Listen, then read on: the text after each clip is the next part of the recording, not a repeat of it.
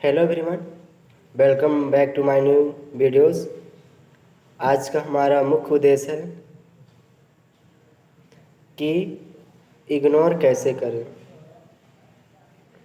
कहने का तात्पर्य है कि इग्नोर मतलब दूसरे की बातों को अनदेखा करना इग्नोर कहलाता है।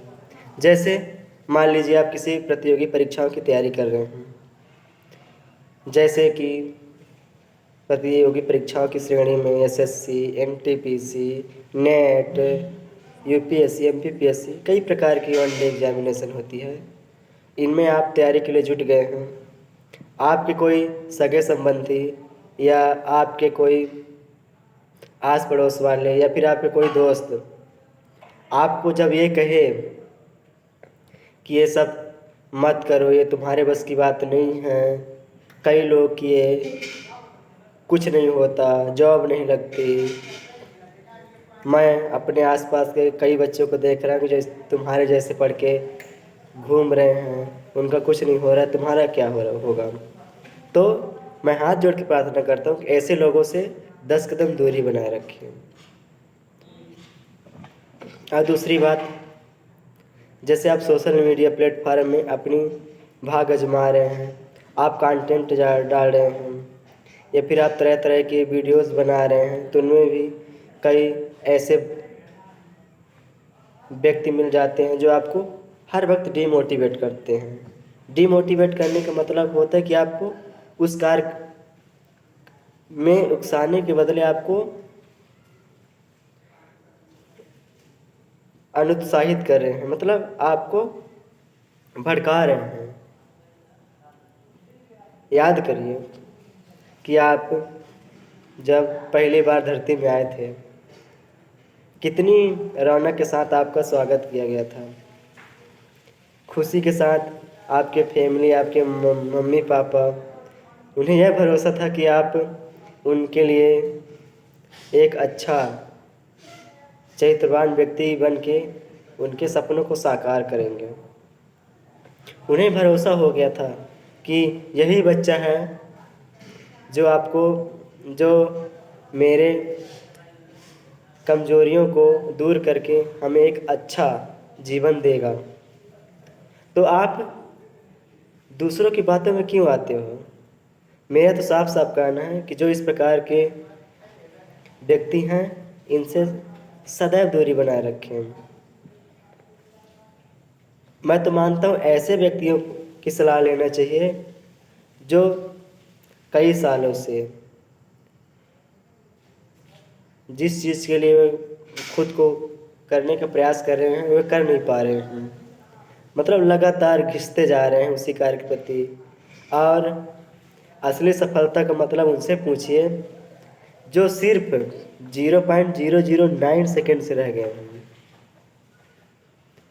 उनसे पूछिए जो UPSC prelims, UPSC mains, UPSC interview दे करके मात्र 5 नंबर से हाई पोस्ट मिलने के लिए अर्थात पाने के लिए तरस रहा है। आप उससे पूछिए जो रात दिन लगातार करके अपने फैमिली, नात, रिश्तेदार, यार दोस्त, सारे संसार के मोह माया भंग करके अपनी अध्ययन अध्यापन पे लगे हैं। यदि उन्हें सफलता नहीं मिल रहा है,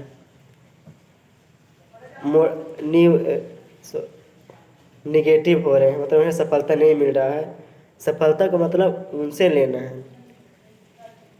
मतलब सबसे बड़ा गुरु वही होते हैं कि जो आपको अपनी सफलता का राज बताते हैं। असली सफलता का, असली समय का वैल्यू उनसे पूछिए जो हर वक्त 1 सेकंड पाने को तरस रहे हैं। असली समय के वैल्यू उनसे पूछिए जो आईसीयू वार्ड में भर्ती हैं और एक सेकंड की भीख मांग रहे हैं भगवान से कि हे प्रभु मुझे 1 सेकंड के लिए जीवित कर दो। और हम हैं कि दूसरों के बातों में आके अपने सपने, अपने करियर जो हम वास्तव में देखे रहते हैं,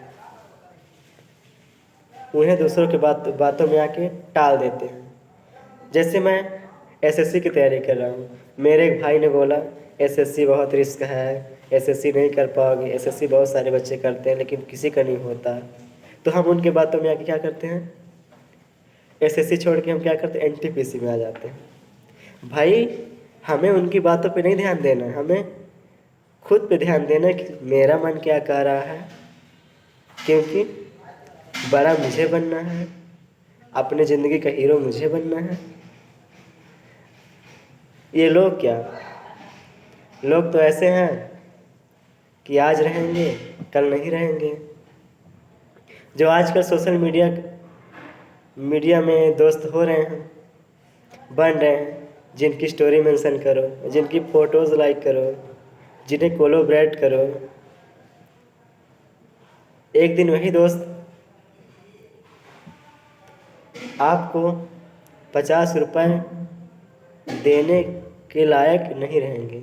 जब आप हॉस्पिटल में रहेंगे, ज़िंदगी और मौत की भीख मांग रहे होंगे या ज़िंदगी और मौत के बीच लड़ रहे होंगे, तो उस समय ये दोस्त काम नहीं आएंगे जो सोशल मीडिया वाले दोस्त हैं। मैं तो कहता हूँ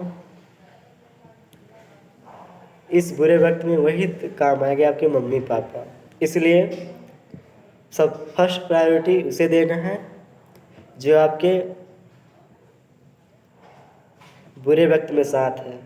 आपके फैमिली, आपके मम्मी पापा, आपके दोस्त जो आपके बहुत करीब है, जो आपके इन बुरे वक्त में साथ दे रहा है, मौज उन्हीं की करानी है। हमें इन बाहरी बातों पर ध्यान बिल्कुल नहीं देना है, क्योंकि ज़िंदगी मेरी है, जीना मुझे है, शौक मुझे है, तरह तरह की कई बातें हैं। तो अक्सर क्या होता है, कई बार हम इन बहकावे के चक्कर में आकर के कई बार खुद अपने पैर पे कुल्हाड़ी मार देते हैं। जैसे मुझे क्या करना है, जैसे मुझे क्या, मान लीजिए मुझे CSIR नेट करके असिस्टेंट प्रोफेसर बनना है। तो एक भाई मिले, भाई बोलते हैं भाई इसमें कुछ नहीं रखा है, आप ये कर लो, आप अच्छी सी जॉब कर लो, आप कंपनी में चले जाओ, आपको अच्छे अच्छे तरह तरह की जॉब मिल जाएंगी, आप करियर सेट कर लो। प्राइवेट में बहुत अच्छा जॉब, मैं मानता हूँ प्राइवेट में बहुत अच्छी सैलरी है, सब कुछ है, लेकिन जब खुद को मैंने देखा है, खुद को जब देखते हैं तो एहसास होता है कि मैं कहाँ हूँ।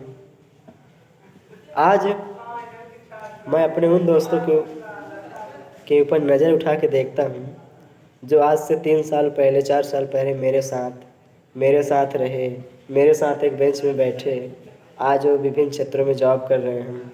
कोई तो वर्ग 2, वर्ग 3 जैसे पदों पर अपनी सेवाएं दे रहे हैं, कुछ तो SBI,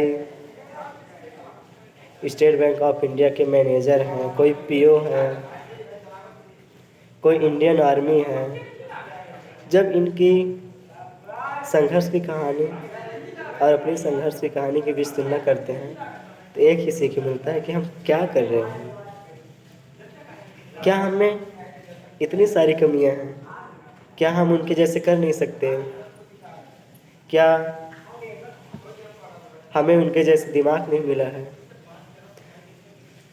तो क्यों हम दूसरों की बात माने, क्यों करें हम दूसरों की ज़िंदगी की तुलना। जैसे हम इन दिनों सोशल मीडिया में तरह तरह के लोग देख रहे हैं जो अपनी दैनिक जीवन को सोशल मीडिया के माध्यम से शेयर कर रहे हैं, अपनी दिनचर्या दिखा रहे हैं। कभी तो अच्छी अच्छी महंगी महंगी गाड़ियों में घूम रहे हैं, तरह तरह के रेस्टोरेंट में जाके विभिन्न प्रकार के व्यंजन कर रहे हैं, महंगी महंगी होटलें बुक कर रहे हैं, महंगी महंगी जगहों में घूम रहे हैं, अच्छी अच्छी जगहों में घूम रहे हैं। यदि उनके मुताबिक अपनी ज़िंदगी को देखें तो अपनी ज़िंदगी देखने पर यही स्पष्ट होगा कि हम ये चीज़ें एफर्ट नहीं कर सकते। एफर्ट इसलिए नहीं कर सकते, पीछे इसलिए रह जाते हैं क्योंकि हम उनके तुलना में जीना स्टार्ट कर देते हैं। तब तक के लिए धन्यवाद।